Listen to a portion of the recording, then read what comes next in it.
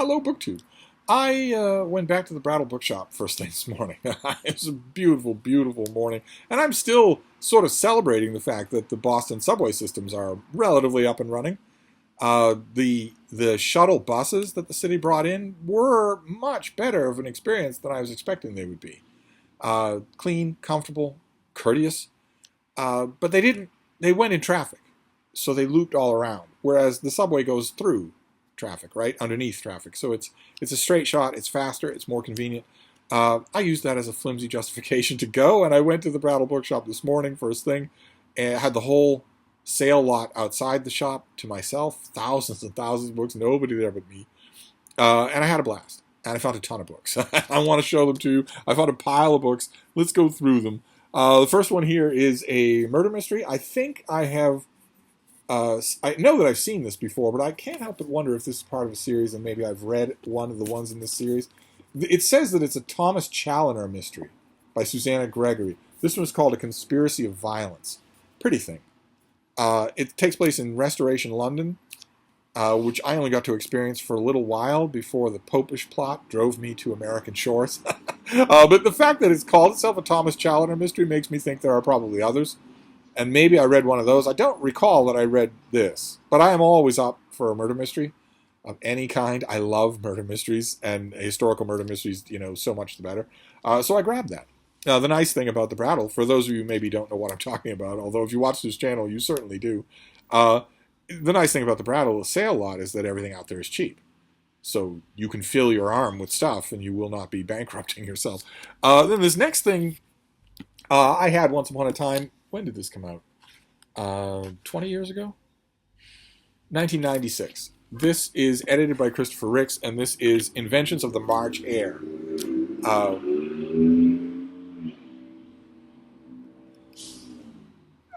Somebody put a cover on this. This is T.S. Eliot had a notebook of really early poems when he was in his 20s, and he got rid of it. He got rid of the poem, and it was lapsed from the public eye. I think scholars had access to it, but there was no edition of it. This is an edition of it, and Ricks goes through here and exhaustively annotates everything.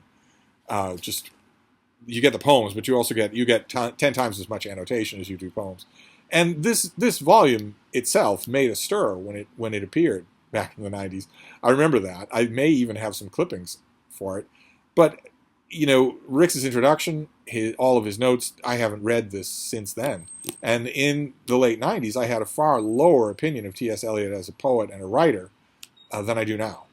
So this is basically going to be a new read. And somebody put one of these, the trade paperbacks, but somebody put a cover over this. Really kind of nice to do. The only problem, and the reason that I'm going to have to redo it, is that in their zeal to put the cover over this thing, they left the sticker on the back, underneath the cover. Can't have that.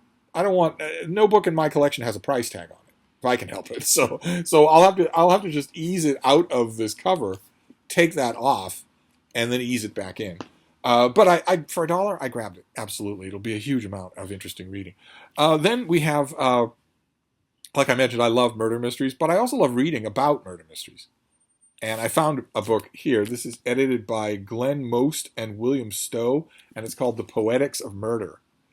And it's just a big collection of essays about murder, both in general. What do we mean by murder? What are the rules? That sort of thing. And also in specific about individual writers, which I think is fascinating. Those pieces in here I'm pretty sure I have not read. There's one by Umberto Eco on narrative structures in Ian Fleming. But there are a bunch of others, too. The origin of the detective novel, someone writing about Raymond Chandler, whodunit and other questions, metaphysical detective stories and post-war fiction. Frank Kermode is in here with a thing called novel and narrative. And a whole bunch of others. Some of them very much sound like they range into official literary criticism, which is virtually unreadable academese. But a lot of them won't. And again, for $1... I was not out any trouble. I ordinarily, if you saw this thing, something like this, in a new bookstore, and it was, let's say, $35 or whatever highway robbery new bookstores are, you might look at it and say, well, okay, it might be interesting, but I'll try and get it from my library because it looks like there'll be things in here that I don't want. I don't want to read any of that. Any actual academic literary criticism is worthless. I don't want to read anything that uses the word hermeneutics non-ironically. But when it comes to the Brattle sale lot, it's $1, so I can get it even though it's only going to have maybe half the table of contents that I'm really interested in reading. I have a few books like this, books about murder mysteries. I just think they're fascinating. Then this next one, this next one, those of you who don't know what I'm talking about, the Brattle is a used bookstore in downtown Boston. And they have such an enormous fire hose of a turnover of stock that it's different every time you go, no matter how often you go. I know for a fact, I used to go literally every day. And the stock changes. I never came away empty-handed. Now I don't get there every day, so the effect is multiplied. And one of the Brattle effects, there are a whole bunch of them. We're going to get to a big one later on in this Brattle-Haul, but one of the Brattle effects is the Brattle will provide. If you see something, if something crops up in your reading during the day, you're reading something and it's not, a book is mentioned in the bibliography and you think, the way this author talks about that book, I might really like to have that. The Brattle will provide. That book will turn up at the Brattle, especially now that you know to look for it. And also, if you are shopping at the Brattle in the sale lot and you find something that is really interesting, but it's not the first book in a series, or it has a sequel, and you're holding it in your hand, you're thinking, I know it's only $1, but I don't want just this. I want the other book that's connected to it. You should go ahead and get it, because the Brattle will provide. And I have a perfect example of that. This we saw on an earlier Brattle-Haul. This is by Calvin Hoffman, and it is The Murder of the Man Who Was Shakespeare. And this is his follow-up. He was firmly believed that Christopher Marlowe wrote the plays of William Shakespeare. And this is his follow-up to a book of his that caught on. It did well. Everybody talked about it. 1950s? Earlier than that? Yeah, 1955 is this a sequel. The book was the original book was The Man Who Was Shakespeare, in which he puts, this is about the death of Marlowe in Deptford, or maybe not. The first book was just putting forward his theory and why he thinks that. He recaps that theory a bit here, but in the first book it gets the full treatment. It's the most full-voiced elaboration of the idea that Marlowe wrote the plays of Shakespeare that anyone has ever done. And when I saw this at the Brattle, I might have mentioned it in the Brattle-Haul where I showed you this. When I saw this at the Brattle, one of my first thoughts was, I really want The Man Who Was Shakespeare. I'm happy to get the sequel because I'm fascinated by Marlowe, but I'd really like that first one. Lo and behold, there it is. It turned up today for sure as shooting. So now I have them both. And I held off on rereading The Murder of the Man Who Was Shakespeare because I was kind of hoping that the Man Who Was Shakespeare, the first book, would show up. Notice Shakespeare is prominent and Marlowe is in the background. Here, Marlowe is prominent and Shakespeare is in the background. So now I have them both, and that was great. That was, in some ways, the find of the day. And then we have another thing that the Brattle Bookshop often does, which is to suggest something to you. Where you are browsing out in the sale lot, and the sale lot is not organized except by price. All the $3, $1, and $5 books are together, but other than that, no, it's total happenstance. And if you're out there and you notice a drift, a thread in the books that you're seeing, go with it. You have to go with it. And I did today. And the drift of the books that were out there was science fiction and fantasy. So I loaded up on science fiction and fantasy. And I want to show you all of those. The first one being something that just cropped up on a Michael K. Vaughan video. He is finally showing us the contents of those legendary boxes of old mass market paperbacks that he has lying around at stately Vaughan Lodge. And one of them was John Myers book's Silverlock. Now, Michael K. Vaughan showed it in its first mass market paperback, its first U.S. mass market paperback, which is blue and kind of ugly. And it's also not well made. You can't really read to the end of that mass market. I've tried because I've had it before. But the minute I saw it on Michael's channel, I thought, boy, I don't have a copy of Silverlock, and I know the copy that I want. And I found it. I found it today for $1. There you go. This is a total classic. There on the front you have ecstatic blurbs from Poul Anderson, Larry Niven, and Jerry Pournelle. They all have introductory essays. to this volume. All of them saying that they heard about this book before they got around to it, and that once they got around to it, it was a little bit slow to really make its way known to them, and then when it did make its way known to them, they loved it. This is a classic, and now I have the exact copy that I want. Delightful.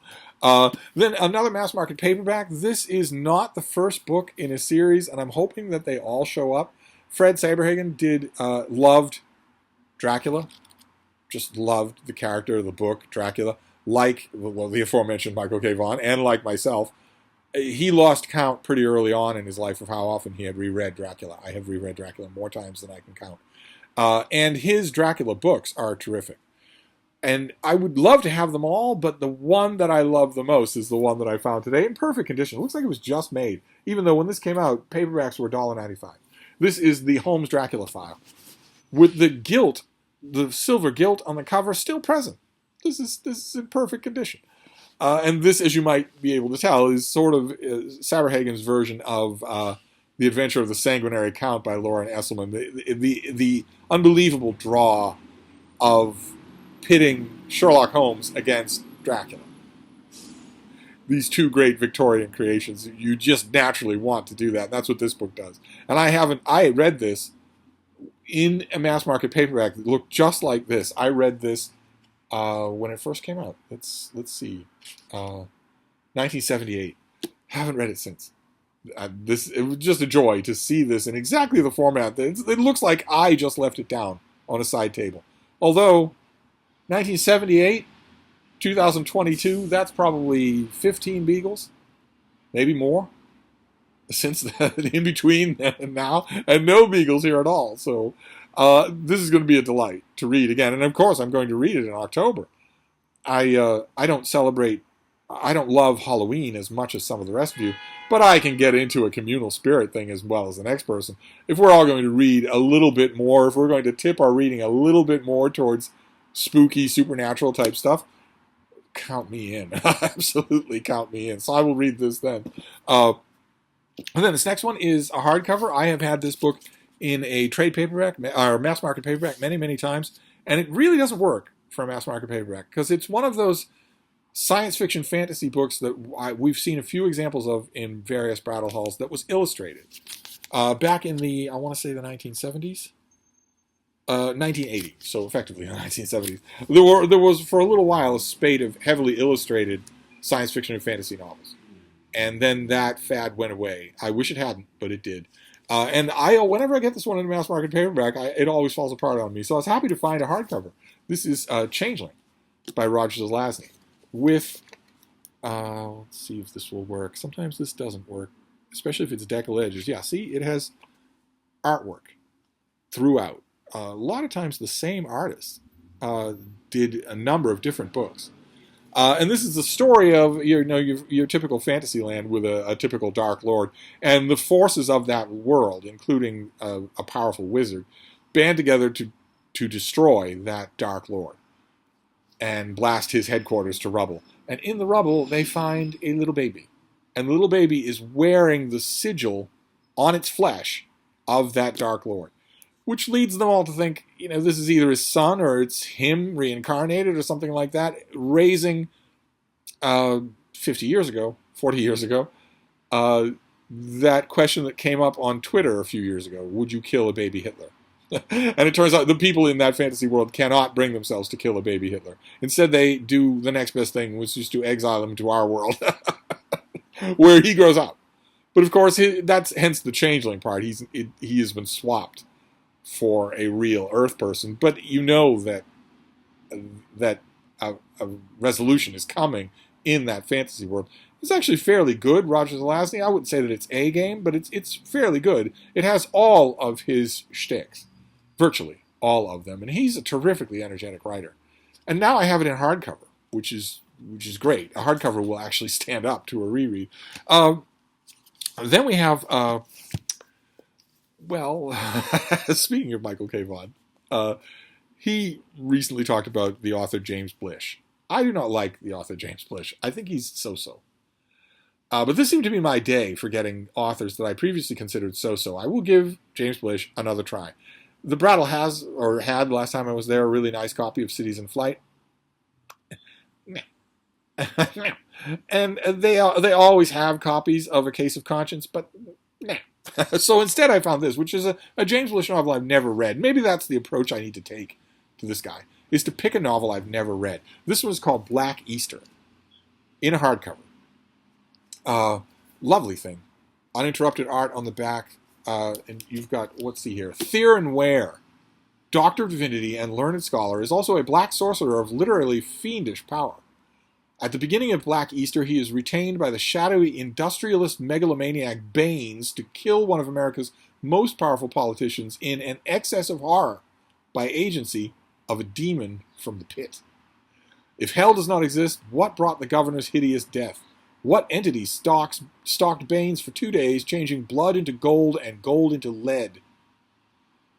The scheming of Baines and Ware are known to only one other person, Brother Domenico Garelli, of a small and obscure order of Mount Alba, who must do all he can within the rigidly circumscribed powers to prevent evil from blossoming of their plans. This is a mauled ex-library copy that I got for $1. I will give this a try. I will clean up the cover, because, once again, it looks like somebody put a cover over a dirty dust jacket. I don't think this dirt is on the plastic covering here. I think it's on the cover underneath there. I will give it a look-see. I will see what I can do with it and clean it up. And then give it a try. If I remember correctly, vaguely, I think that Black Easter is part of a series that James Blish did. I'll have to hope that it can stand on its own, because I'm not going to go become a James Blish completist. But in addition to Zelazny and Blish and Saberhagen and Silverlock, there were also a whole bunch of what I think are book club editions. Some of them I know for sure are, because some of them I recognized.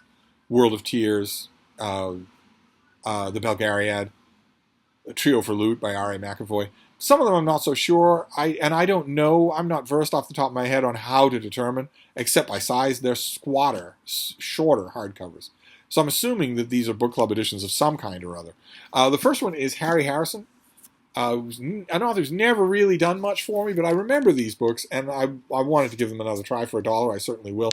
This is Warriors of the Way by Harry Harrison. See, that's what leads me to believe these are book club editions. So they don't have any folderol on them at all. They just have, does this even have a price? No, see, it doesn't even have a price. So I'm assuming this is a book club edition. And with an odd cover, that eye-patched gentleman there is urging on his Viking warriors, but that ballista is going to smack him in the back of the head. And a lot of those arrows and spears are going to strike him in the back.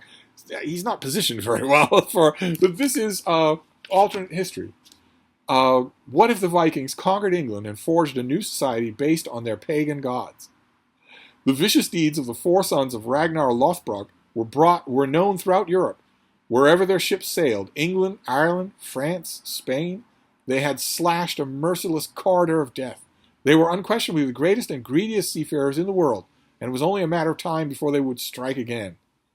I remember the mass market paperback of at least one of these. This is 2 of them. This has The Hammer and the Cross and One King's Way. I think Harrison continued this series, but I'll take the first 2, absolutely, because I don't think I paid them any serious attention.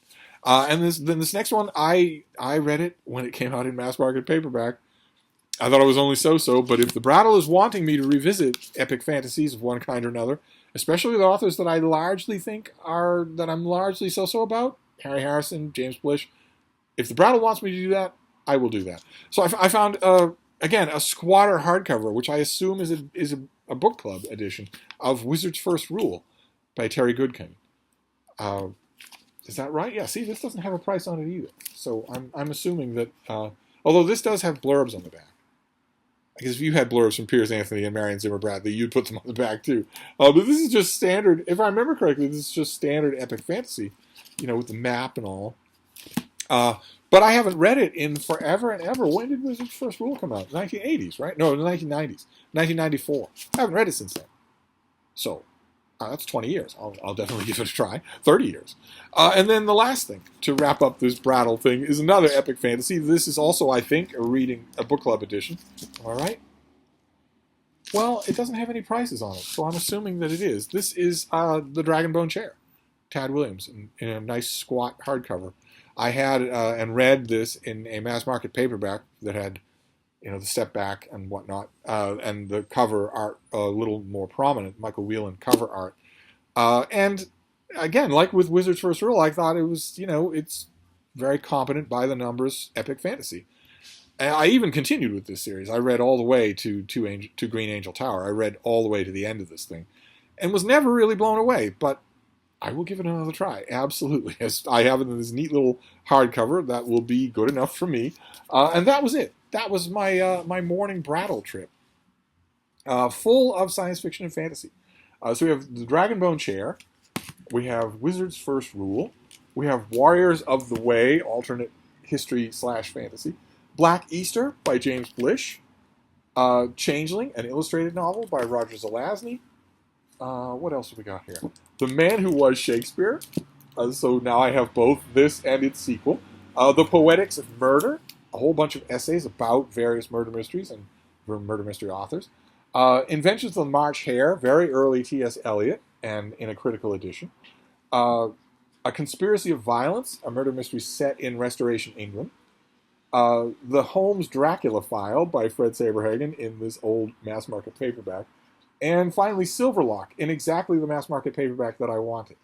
That I'm hoping, I will reinforce it a little bit. I'm hoping that it will last. So there you go. That was a terrifically fun Brattle trip. So I don't know when I'll be going back to the Brattle. Probably next week, not this week. But I will report back no matter when it is. So I'll wrap this up for now, but I will see you soon. Thank you, BookTube.